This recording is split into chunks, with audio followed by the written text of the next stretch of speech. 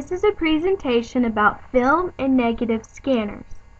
I am studying to be an archivist and was able to take a course this summer concerning conservation in an archive. One of the topics centered on the deterioration of film and negatives. This is becoming a great concern since many archives cannot maintain a stable environment to prevent this decomposition. So when I was looking through a catalog, I saw this small film, negative, and slide scanner. I was surprised that it was available at such a low price. I thought this was a great idea. Having gone through my family's photographs and discovering a large amount of negatives, not in any order, something like this small scanner would be beneficial to save these negatives because they would most likely be thrown away. I found a similar product on another website that had many reviews. Most of the reviews for the iConverter were positive. However, this is a cheaply made product, and the software that comes with it is not that high-dollar program that you would hope for. Many of the reviewers noted that the time it takes to scan a negative or a slide is long, unlike a regular flatbed scanner. However, you are receiving a higher quality photo than what you would get by just placing this negative on a flatbed scanner. Also, the software, although it notes that it is compatible with Windows Vista, has not worked when loaded onto a Vista computer. This is disappointing since my computer runs on Vista. After looking at the cheap negative scanners, I decided to look for the professional quality scanners. The Minolta scanner is around $700. I thought this would be a great addition to any archive that receives a great number of requests for photos from negatives in their archives. Since exposure to any adverse environment could ruin or further decompose a negative, the archive could scan these negatives and have the image on a hard drive for anyone who requests it. This means the negative can stay in its own cool environment and not taken in and out of its container that much.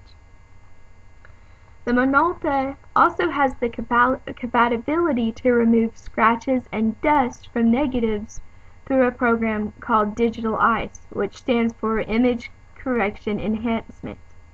Unlike the smaller scanners, if you notice, like the one on the ABC Distributing, which gives you a little wand to wipe dust off a negative, when placing a negative or a slide into the Minolta scanner, the scanner can be set to automatically remove any distortion to the image created by scratches or dust. I thought this was amazing. As the review also states, this removes countless hours for a person to be in Photoshop trying to remove these scratches or take away the little dust marks from the image. As with the smaller scanners, the professional scanners take a long time to scan the image as well. For the scanner to take a slide at the largest DPI setting for this scanner, it can take up to almost a half an hour. I also read about an Epson scanner released 4 years after the Minolta in 2006. It's about the same size and runs about the same price. This one, however, can be connected to a computer through a USB port.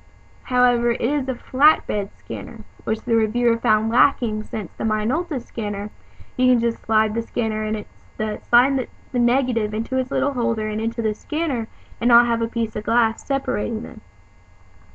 A flatbed scanner, as you probably know, is susceptible to dust and scratches from anything you place on it. Nevertheless, this scanner can scan the picture up to 6,400 DPI, which is about 4,000 more than the Minolta, which means you receive a more natural picture in a very high resolution file.